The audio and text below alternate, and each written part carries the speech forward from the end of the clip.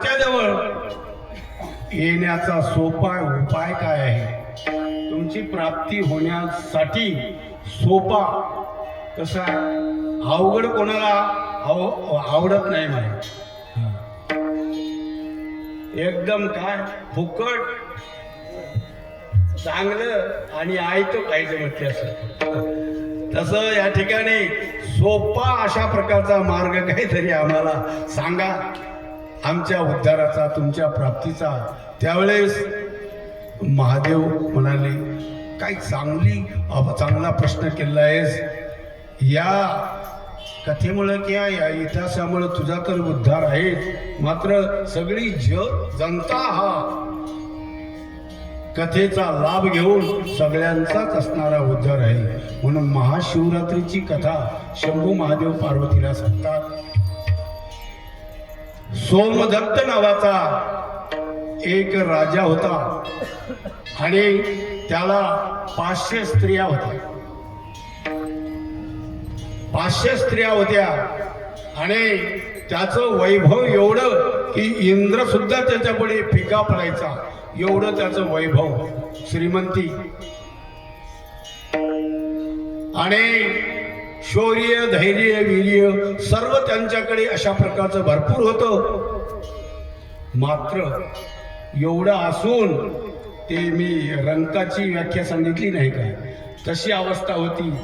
म्हातारपणे माझी कशी अवस्था होईल, माझे मुलं बाळ कसे अशा प्रकारचे वागतील आणि त्याचं कसं होईल, बायका पुरं अशा प्रकारची चिंता करायला लागला. आणि 500 बायका होत्या.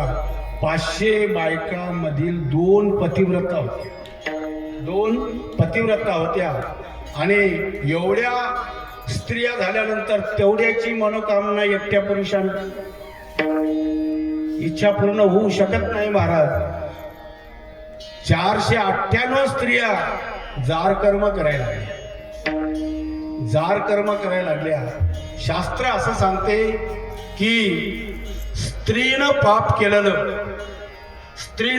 केलेलं अर्ध पुरुषाकडे जाते आणि स्त्रीनं पुण्य केलेलं स्त्री पशीच राहते.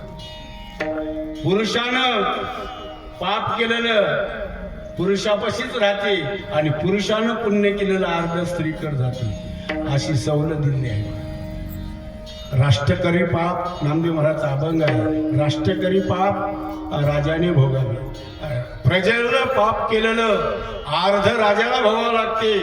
राजानं पाप केलेलं अर्ध पुरोहिताला भोगावं लागते. शिष्यानं पाप केलेलं गुरुला भोगावं लागते. माळा घालण्याच्या भानगडीतले पडू नये. शिष्यानं केलेलं पाप अर्ध गुरुला भोगावं लागते.